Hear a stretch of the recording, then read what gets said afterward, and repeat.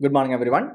എല്ലാ പ്രിയപ്പെട്ട കൂട്ടുകാർക്കും അക്കാഡമിക്സ് PSCയുടെ മറ്റൊരു എപ്പിസോഡിലേക്ക് ഹർദ്ദമായിട്ടുള്ള സ്വാഗതം. എൻ്റെ പേര് അപൂർവ ദാസ്. നമ്മളുടെ സെക്രട്ടേറിയറ്റ് അസിസ്റ്റൻ്റ് മെയിൻസ് പരീക്ഷയ്ക്ക് ശേഷം നമ്മൾ പുതിയതായിട്ട് കമ്പനി ബോർഡ് അസിസ്റ്റൻ്റ് പരീക്ഷയ്ക്ക് വേണ്ടിയിട്ടും അതുപോലെ തന്നെ LGS പരീക്ഷയ്ക്ക് വേണ്ടിയിട്ടും യൂണിവേഴ്സിറ്റി അസിസ്റ്റൻ്റ് പരീക്ഷയ്ക്ക് വേണ്ടിയിട്ടുള്ള പുതിയ കോഴ്സുകൾ നമ്മൾ ആരംഭിക്കും. ഈ 3 പരീക്ഷകൾക്കാണ് നമ്മൾ ഇനി അടുത്ത കോഴ്സുകൾ ലോഞ്ച് ചെയ്യാൻ പോകുന്നത് എന്ന് നമ്മൾ നേരത്തെ പറഞ്ഞിരുന്നു. അതിൻ്റെ ഭാഗമായിട്ട് നമ്മൾ പ്രത്യേകം പറഞ്ഞൊരു കാര്യമായിരുന്നു, നമ്മൾ നെക്സ്റ്റ് കോഴ്സുകൾ ലോഞ്ച് ചെയ്യുന്നതിന് മുമ്പ് നമ്മളൊരു 4 ദിവസം 5 ദിവസത്തിനുള്ള അടുത്ത കോഴ്സുകൾ നമ്മൾ സ്റ്റാർട്ട് ചെയ്യുന്നതായിരിക്കും. അതിനു മുമ്പായിട്ട് സ്റ്റഡി പ്ലാൻ എന്താണ് എന്നതിൽ ഒരു സംശയമുള്ള ആളുകൾക്ക് കൃത്യമായി സ്റ്റഡി പ്ലാൻ എന്ത് എന്ന് മനസ്സിലാക്കി കൊടുക്കുന്നതിന് വേണ്ടിയിട്ട് നമ്മളൊരു മിനി സ്റ്റഡി പ്ലാൻ ലോഞ്ച് ചെയ്യുമെന്ന് നമ്മൾ പറഞ്ഞിരുന്നു അല്ലേ. ഒരാഴ്ച നീണ്ടു നിൽക്കുന്ന ഒരു സ്റ്റഡി പ്ലാൻ എങ്ങനെയാണ്, നമ്മളൊരു കോഴ്സ് നിങ്ങൾക്ക് തരുന്നു, ആ കോഴ്സ് നിങ്ങൾ പഠിച്ച് കുറച്ച് സമയമാകുമ്പോൾ നമ്മളൊരു സ്റ്റഡി പ്ലാൻ തുടങ്ങുന്നു. ആ സ്റ്റഡി പ്ലാനിൽ ടെസ്റ്റുകൾ, റീടെസ്റ്റുകൾ, ഫുൾ ടെസ്റ്റുകൾ, അങ്ങനെ പല പല ടെസ്റ്റുകൾ, ഡിസ്കഷൻസ്, അങ്ങനെ പല കാര്യങ്ങളും ഉണ്ടാകും.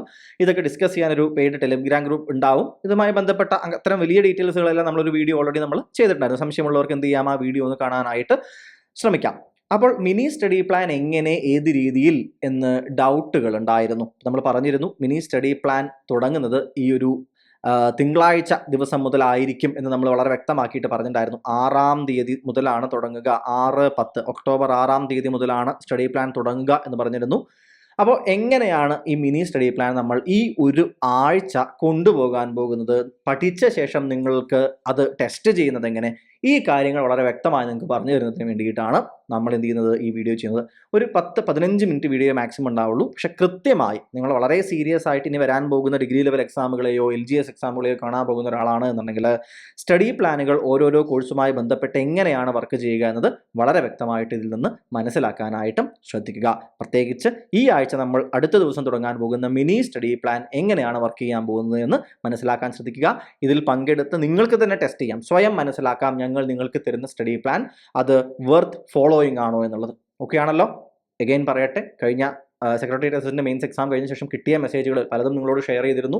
അതിൽ ഒരുപാട് കുട്ടികൾ പറഞ്ഞൊരു കാര്യമായിരുന്നു, കൃത്യമായ ഒരു ഫ്രെയിം വർക്ക് ഞങ്ങൾക്ക് തരാൻ, പഠിച്ച് തീർക്കാനായിട്ട് സിലബസ് കവർ ചെയ്യാൻ അവരെ ഹെൽപ്പ് ചെയ്തത് സ്റ്റഡി പ്ലാൻ തന്നെയായിരുന്നു എന്ന് പറയുന്നത്. അതുകൊണ്ട് ഞാനൊന്ന് പറയുകയാണ്, നിങ്ങൾ എന്ത് ചെയ്യുക, ഈ വീഡിയോ ഒന്ന് അവസാനം വരെ കാണാനും പറ്റുകയാണെങ്കിൽ ഈ ഒരാഴ്ച ഇത് ഫോളോ ചെയ്ത് എത്ര എഫക്റ്റീവാണത് എന്ന് സ്വയം മനസ്സിലാക്കാനും ഒന്ന് ശ്രമിക്കുക. ഓക്കെ ആണല്ലോ?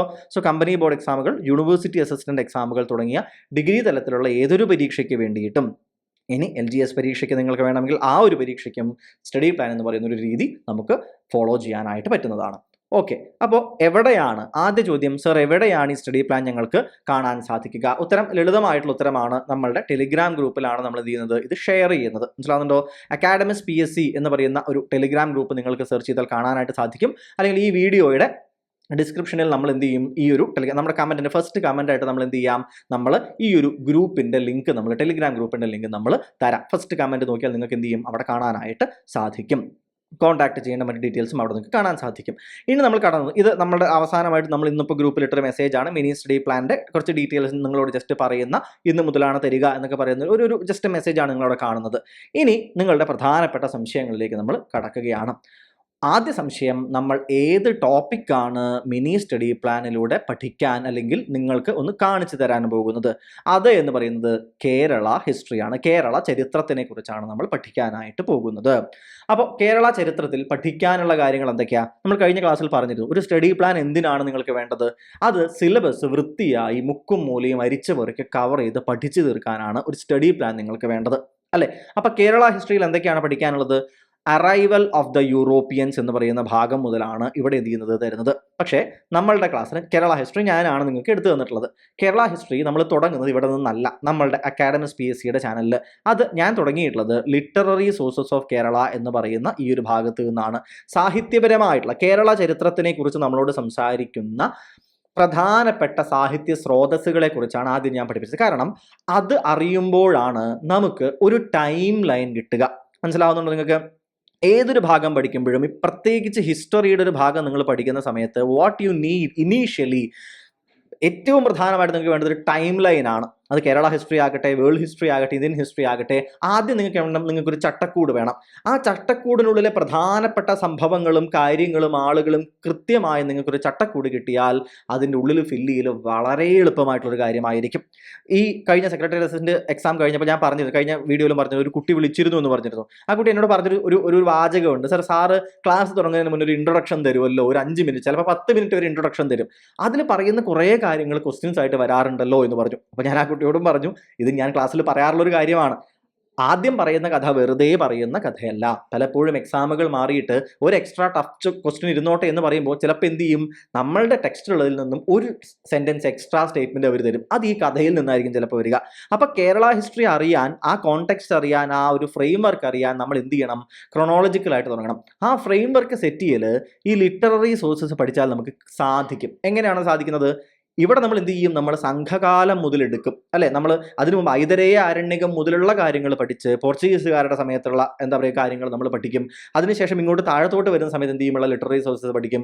അങ്ങനെ ലിറ്റററി സോഴ്സസ് പഠിച്ചു വരുമ്പോൾ യാത്രക്കാരെല്ലാമായിരുന്നു നമ്മൾ പഠിക്കുന്ന സമയത്ത് അല്ലെ, എഡിക്റ്റുകൾ ഏതൊക്കെയാണെന്ന് നമ്മൾ പഠിക്കുന്ന സമയത്ത് ഇതെല്ലാം നമ്മളെ ഹെൽപ്പ് ചെയ്യുന്നത് എന്തിനു വേണ്ടിയിട്ടാണ്, നമ്മളോട് വളരെ വ്യക്തമായിട്ട് നമുക്കൊരു ഐഡിയ തരികയാണ്, നമ്മൾ കേരള ഹിസ്റ്ററിയെക്കുറിച്ച് നമ്മൾ പഠിക്കാൻ നമ്മളെ സഹായിച്ചത് ആരെല്ലാം, ഏതെല്ലാം പുസ്തകങ്ങൾ, ഏതെല്ലാം കാലഘട്ടത്തിൽ. ഇതിലൂടെ നമ്മൾ പോകും. ഇപ്പൊ നിങ്ങൾക്ക് ഇന്ത്യൻ ഹിസ്റ്ററി അറിയാം അല്ലെ, മോഡേൺ ഇന്ത്യൻ ഹിസ്റ്ററി പഠിക്കാൻ നമ്മൾ വൈസ്രോയിമാരെ കുറിച്ച് പഠിക്കും. വൈസ്രോയിമാരെ കുറിച്ച് പഠിക്കാനുള്ള ഭാഗം നിങ്ങൾ എന്തായാലും പഠിക്കുമെന്ന് ഞാൻ പറയാറുണ്ട്. കാരണം എന്താ, വൈസ്രോയിമാരുടെ ഓരോ ആളുകളുടെയും ഹെഡിൻ്റെ അടിയിൽ എന്ത് നമ്മൾ പഠിക്കും, അപ്പോഴത്തെ പ്രധാനപ്പെട്ട സംഭവങ്ങൾ പഠിക്കും. അപ്പോൾ വൈസ്രോയിമാരുടെ കാലഘട്ടം, വൈസ്രോയിമാരെ കുറിച്ച് മുഴുവൻ പഠിച്ചു തീരുമ്പോഴേക്കും നമ്മൾ എന്താണ്, മോഡേൺ ഇന്ത്യൻ ഹിസ്റ്ററി തന്നെയാണ് പഠിച്ചു തീരുന്നത്. മനസ്സിലാവുന്നുണ്ടോ? അപ്പോൾ ലിറ്റററി സോഴ്സസ് നമ്മൾ ആദ്യം തന്നെ ഞങ്ങൾ നിങ്ങളെ പഠിപ്പിക്കാൻ കാരണം, ഹിസ്റ്ററിയുമായി ബന്ധപ്പെട്ട പല പല കാലഘട്ടങ്ങൾ നിങ്ങൾ അതിലെന്ത് ചെയ്യും, ഓൾറെഡി ഒരു തവണ കേൾക്കും. അപ്പോൾ ആദ്യം നമ്മൾ എന്ത് ചെയ്യും, ഈ ആഴ്ചത്തെ നമ്മൾ പഠിക്കേണ്ട ഭാഗത്ത് കേരള ഹിസ്റ്ററിയിൽ ആദ്യം നമ്മൾ ലിറ്റററി സോഴ്സസ് ഓഫ് കേരള ആദ്യത്തെ ഒരു ദിവസം നിങ്ങൾക്ക് പഠിക്കാനായിട്ട് തരും. മനസ്സിലാവുന്നുണ്ടോ? അതിനുശേഷമായിരിക്കും നമ്മൾ നെക്സ്റ്റ് ദിവസങ്ങളിൽ അറൈവൽ ഓഫ് ദ യൂറോപ്യൻസും അവരുടെ കോൺട്രിബ്യൂഷൻസും പഠിക്കാൻ അടുത്ത ദിവസത്തിൽ എന്ത് ചെയ്യും, നമ്മൾ നിങ്ങൾക്ക് തരും. തൊട്ടടുത്ത ദിവസം ഹിസ്റ്ററി ഓഫ് ട്രാവൻകൂർ, മാർത്താണ്ഡവർമ്മ മുതൽ ശ്രീചിത്തിര തിരുനാൾ വരെയുള്ള രാജാക്കന്മാരുടെ കാലഘട്ടത്തിലാണ് പ്രധാനപ്പെട്ട കാര്യം. അവരുടെ ദിവാൻമാർ, ആ സമയത്ത് വന്ന ഭരണപരിഷ്കാരങ്ങൾ, അവിടത്തെയുള്ള ബ്രിട്ടീഷ് ഇടപെടലുകൾ, ഇതൊക്കെ നമ്മൾ അവിടെ പഠിക്കും. പിന്നെ നമുക്കറിയാം ശ്രീനാരായണ ഗുരു മുതൽ തുടങ്ങി വെച്ചിട്ടുള്ള സോഷ്യൽ റിലീജിയസ് റിഫോം മൂവ്മെന്റുകൾ, പ്രധാനപ്പെട്ട വ്യക്തികൾ, അവരുടെ സംഭാവനകളൊക്കെ നമ്മൾ പഠിക്കും. പിന്നെ നമ്മളുടെ കേരളത്തിന്റെ ഒരു പൊളിറ്റിക്കൽ തലത്തിലുള്ള മൂവ്മെന്റുകൾ അല്ലെ, നമ്മുടെ ദേശീയ പ്രസ്ഥാനത്തിലേക്ക്, നാഷണൽ മൂവ്മെന്റിലേക്ക് കേരളം എടുത്തു ചാടിയത്, അതുപോലെ തന്നെ ഐക്യ കേരള പ്രസ്ഥാനം, യുണൈറ്റഡ് കേരള മൂവ്മെന്റിലേക്ക് കേരളം പോയത്, ഈ കാര്യങ്ങൾ നമ്മൾ പഠിക്കും. അവസാനമായിട്ട് 1956 കേരളം രൂപീകരിച്ചതിന് ശേഷം നടന്നിട്ടുള്ള political and social history of Kerala, പ്രധാനപ്പെട്ട സംഭവങ്ങൾ നമ്മൾ എന്ത് ചെയ്യും, ടൈം ലൈനിൽ ഓരോ വർഷങ്ങൾ ഉൾപ്പെടെയുള്ള കാര്യങ്ങൾ നമ്മൾ പഠിക്കും. അപ്പൊ ഈ കാര്യങ്ങളെ നമ്മൾ എന്ത് ചെയ്യാൻ പോവുകയാണ്, നിങ്ങൾക്ക് ഓരോ ദിവസങ്ങളിലേക്ക് ഡിവൈഡ് ചെയ്ത് ഈ ആഴ്ച തരാൻ പോവുകയാണ്. മനസ്സിലാവുന്നുണ്ടോ? How does the study plan work? Syllabus മനസ്സിലായല്ലോ, പഠിക്കാൻ പോകുന്നത് എന്താണെന്നുള്ളത്. ഇനി കൃത്യമായിട്ട് മനസ്സിലാക്കുക.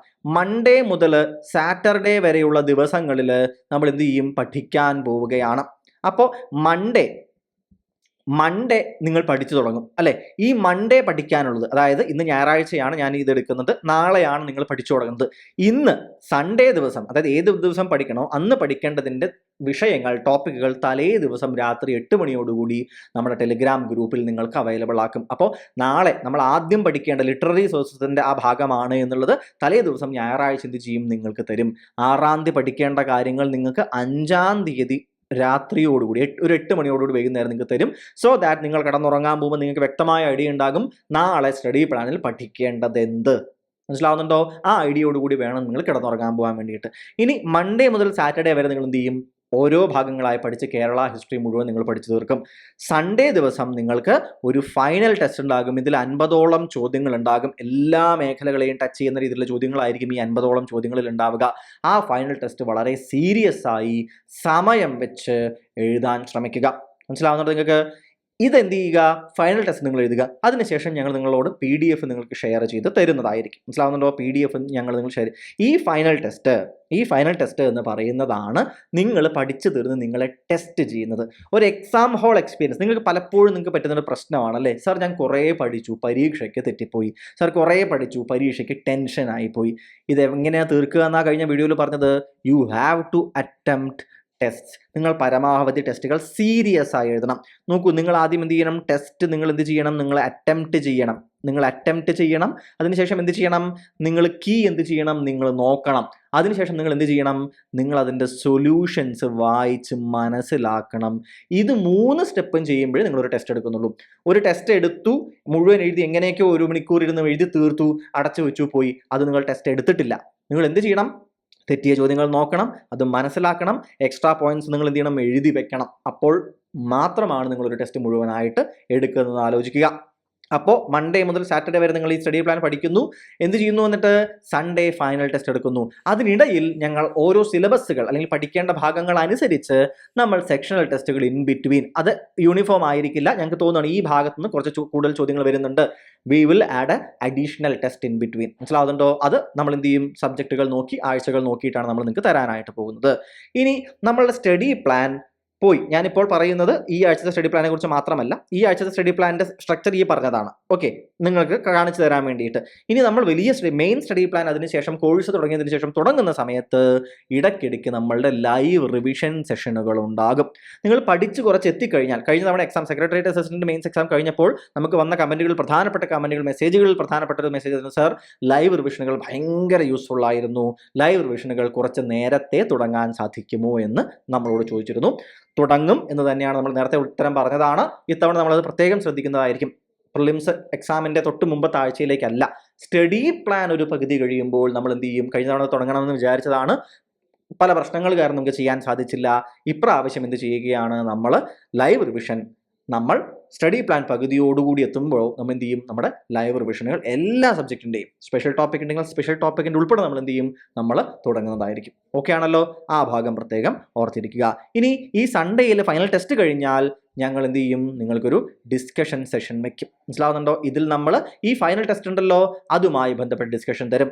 ദാറ്റ് ഓൾസോ ഡിപ്പെൻസ്, ഏത് രീതിയിൽ എക്സാം നടക്കുന്നു, എത്രത്തോളം ടഫാണ് എക്സാം എന്നതനുസരിച്ചിരിക്കും നമ്മളുടെ ഡിസ്കഷൻ വീഡിയോകൾ. ഏറ്റവും പ്രധാനപ്പെട്ട ഭാഗങ്ങൾ കവർ ചെയ്യുന്ന രീതിയിലുള്ള ഡിസ്കഷൻ സെഷനുകളായിരിക്കും നമ്മൾ നിങ്ങൾക്ക് വേണ്ടിയിട്ട് തരാനായിട്ട് ഉദ്ദേശിക്കുന്നത്. മനസ്സിലാവുന്നുണ്ടോ?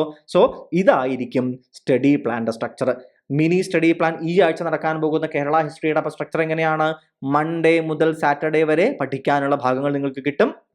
സൺഡേ നിങ്ങൾക്കൊരു ഫൈനൽ ടെസ്റ്റ് ഉണ്ടാകും. സോ ദാറ്റ് നിങ്ങൾക്ക് ടെസ്റ്റ് ചെയ്യാം, ഞാൻ ഈ പഠിച്ചത് മുഴുവൻ നിങ്ങൾക്കൊരു എക്സാമായി എഴുതുമ്പോൾ എക്സാം ഹാളിൽ നിങ്ങൾക്ക് അപ്ലൈ ചെയ്യാൻ പറ്റുന്നുണ്ടോ എന്ന് നിങ്ങൾക്ക് സ്വയം ചെക്ക് ചെയ്യാനായിട്ട്. ഇവിടെ ആരും മാർക്ക് വന്നിടാൻ പോകുന്നില്ല. നിങ്ങളാണ് നിങ്ങൾ തന്നെ വിധികർത്താവ് എന്ന് പ്രത്യേകം ആലോചിക്കുക. ആരും നിങ്ങളെ ചീത്ത പറയാനോ അയ്യോ മോശമായി എന്ന് പറയാനില്ല. നിങ്ങൾ ആലോചിക്കുക, ഈ ടെസ്റ്റ് നിങ്ങൾ എങ്ങനെ എഴുതി എന്നുള്ളത് മനസ്സിലാക്കുക. സ്റ്റഡി പ്ലാനും നിങ്ങൾ തന്നെയാണ് എന്ത് ചെയ്യേണ്ടത്? ഫോളോ ചെയ്യേണ്ടതും മനസ്സിലാക്കേണ്ടതും. നമുക്ക് തരാൻ പറ്റുന്ന ഉറപ്പിതാണ്, നിങ്ങൾ ഈ ആഴ്ച ഞങ്ങളോടൊപ്പം കൂടി മുഴുവനായി കേരള ഹിസ്റ്ററി തരുന്ന ഭാഗങ്ങൾ പഠിച്ച് ഫൈനൽ ടെസ്റ്റും എഴുതി അത് വൃത്തിയായി, ഞങ്ങൾ അതിനുശേഷം തരാൻ പോകുന്ന സൊല്യൂഷനിൽ ജസ്റ്റ് ഒരു കീ മാത്രമല്ല തരിക. ഞങ്ങൾ എന്ത് ചെയ്യും? ആ ക്വസ്റ്റനുമായി ബന്ധപ്പെട്ട എക്സ്ട്രാ പോയിന്റുകൾ ഉൾപ്പെടെ തരും.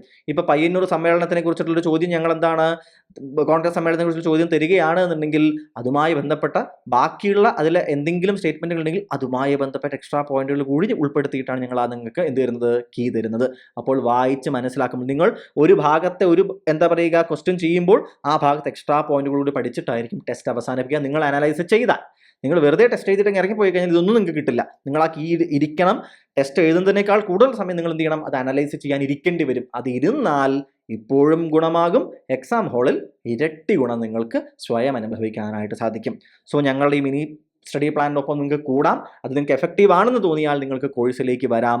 കോഴ്സിലേക്ക് വന്നു കഴിഞ്ഞാൽ നിങ്ങൾക്ക് എക്സ്ട്രാ ഒരു കാര്യം കൂടി പറയട്ടെ, നമ്മൾ ഈ സ്റ്റഡി പ്ലാൻ എല്ലാവർക്കും ഓപ്പൺ ആയിട്ട് തരാറുണ്ട്. പക്ഷേ സൺഡേയിൽ ഈ ഫൈനൽ ടെസ്റ്റ് എന്ന് പറയുന്നത്, ഇപ്പോൾ മിനി സ്റ്റഡി പ്ലാനിൽ ഇത് എല്ലാവർക്കും ഓപ്പൺ ആയിട്ട് തരും. സോ ദാറ്റ് നിങ്ങൾക്കത് മനസ്സിലാക്കാൻ വേണ്ടിയിട്ട്. പക്ഷേ നമ്മൾ ക്ലാസ്സുകളുടെ നമ്പറുകൾ നമ്മുടെ കോഴ്സ് അനുസരിച്ച് തരിക. അതേ നമുക്ക് പറ്റില്ല. നമ്മുടെ കോഴ്സ് എടുത്ത് ഒരുപാട് കുട്ടികളുണ്ട്. അവർക്ക് നമുക്ക് എന്ത് ചെയ്യണം? എവിടെ നിന്ന് പഠിക്കണം എന്ന് കാണിച്ചു കൊടുക്കാൻ ഞങ്ങൾ എന്ത് ചെയ്യും? സബ്ജക്റ്റ് ഇപ്പോൾ ലിറ്റററി സോഴ്സസ് എന്ന് തന്നിട്ട് നമ്മൾ അതിൻ്റെ ബ്രാക്കറ്റിൽ എന്ത് വരും? ഇപ്പോൾ ലിറ്റററി സോഴ്സസ് എന്ന് നമ്മൾ പഠിക്കാൻ തരും. എന്നിട്ട് അതിൻ്റെ ക്ലാസ് നമ്പർ എത്രയാണോ ആ നമ്പർ എന്ത് ചെയ്യും? നമ്മൾ ബ്രാക്കറ്റിൽ തരും. സോ ദാറ്റ് നമ്മുടെ കോഴ്സ് എടുത്ത കുട്ടികൾക്ക് ആ ക്ലാസ്സുകളിൽ പോയി ആ ഭാഗം വൃത്തിയായി പഠിച്ച് അവസാനിപ്പിച്ച് എന്തിനും സെക്ഷണൽ ടെസ്റ്റിനോ ഫുൾ ടെസ്റ്റിനോ റെഡി ആയിട്ടിരിക്കാൻ പറ്റും. മനസ്സിലാവുന്നുണ്ടോ? ഫൈനൽ ടെസ്റ്റ് ഈ ആഴ്ച മിനി സ്റ്റഡി പ്ലാനുമായി ബന്ധപ്പെട്ട് നമ്മൾ എല്ലാവർക്കും ഓപ്പൺ ആയിട്ടാണ് ടെസ്റ്റ് തരുന്നത്. മെയിൻ സ്റ്റഡി പ്ലാൻ തുടങ്ങുന്ന സമയത്ത് ഫൈനൽ ടെസ്റ്റുകൾ, നമ്മളത് കഴിഞ്ഞ സ്റ്റഡി പ്ലാനും പറഞ്ഞിട്ടുള്ളതാണ്, ഫൈനൽ ടെസ്റ്റുകൾ നമ്മളുടെ കോഴ്സ് എടുത്ത കുട്ടികൾക്കാണ് കൊടുക്കുക. ഇടയ്ക്ക് ചില ടോപ്പിക്കുകളുടെ ടെസ്റ്റുകൾ നമ്മൾ എന്ത് ചെയ്യും? എല്ലാവർക്കും ഓപ്പൺ ആയിട്ടും തരാറുണ്ട്. ഓക്കെ ആണല്ലോ. അപ്പോൾ സ്റ്റഡി പ്ലാൻ ഈ രീതിയിലായിരിക്കും നമ്മുടെ പോകാനായിട്ട് പോകുന്നത്. വളരെ കൃത്യമായിട്ട് ഫോളോ ചെയ്യാൻ നോക്കുക. നിങ്ങൾക്ക് ഞാൻ അഗെയിൻ പറയാറുണ്ട്, ആദ്യ ദിവസങ്ങളിൽ എന്ത് ചെയ്യും, ഒരുപാട് പേര് തള്ളി മറിച്ച് എന്ത് ചെയ്യും, വരും, എല്ലാവരും ഇതിന്റെ പിന്നാലെ നിൽക്കും. പോകെ പോകെ പോകെ അത് കൃത്യമായി ഫോളോ ചെയ്യുന്ന കുട്ടികളുടെ എണ്ണം എന്ത് ചെയ്യും, കുറഞ്ഞു വരും. ഇത് ഞങ്ങൾക്ക് അറിയാം, വളരെ വ്യക്തമായിട്ട് അറിയാം. പക്ഷെ നിങ്ങൾ ഇടയ്ക്ക് വെച്ചിട്ട് സ്ലോ ഡൗൺ ആയി പോകേണ്ട ആളായി മാറണോ, അതോ അവസാനം വരേക്കും നിന്ന് അവസാനം yes I finished this topic, done and dusted, Kerala history ഞങ്ങളിതാ പഠിച്ച് മാറ്റി വെച്ചു എന്ന് പറയുന്നത് പോലെ ഓരോ ടോപ്പിക്കുകളും, പൊളിറ്റി ആകട്ടെ, ജിയോഗ്രഫി ആകട്ടെ, ബാക്കിയുള്ള ഹിസ്റ്ററി പോർഷൻസ് ആവട്ടെ, സയൻസ് ആൻഡ് ടെക്നോളജി ആകട്ടെ, അതിൽ കെമിസ്ട്രിയോ ഫിസിക്സോ ആകട്ടെ, സ്പെഷ്യൽ ടോപ്പിക്കുകൾ വരുന്നതാകട്ടെ, ഇതെല്ലാം ഓരോന്നോരോന്നായി പഠിച്ച് മാറ്റി വെച്ച് പോയി അവസാനത്തെ ഫൈനൽ ടെസ്റ്റുകൾ എഴുതി റെഡിയാകാനാണ് നിങ്ങളുടെ ഉദ്ദേശം എന്നുണ്ടെങ്കിൽ കൂടെ കൂടാം. വളരെ സീരിയസ് ആയിട്ട് നമുക്ക് പഠിക്കാം. നമുക്ക് എന്ത് ചെയ്യാം, നമുക്ക് പരീക്ഷയ്ക്ക് ഇപ്പോൾ തന്നെ തയ്യാറായി തുടങ്ങാം. സോ മിനി സ്റ്റഡി പ്ലാനിലേക്ക് എല്ലാവർക്കും സ്വാഗതം. ഇന്ന് വൈകുന്നേരം, ഞായറാഴ്ച വൈകുന്നേരം നിങ്ങൾക്ക് നാളെ മുതൽ തുടങ്ങേണ്ട ടോപ്പിക്കുകൾ ലഭ്യമാകുന്നതായിരിക്കും. Thank you and welcome.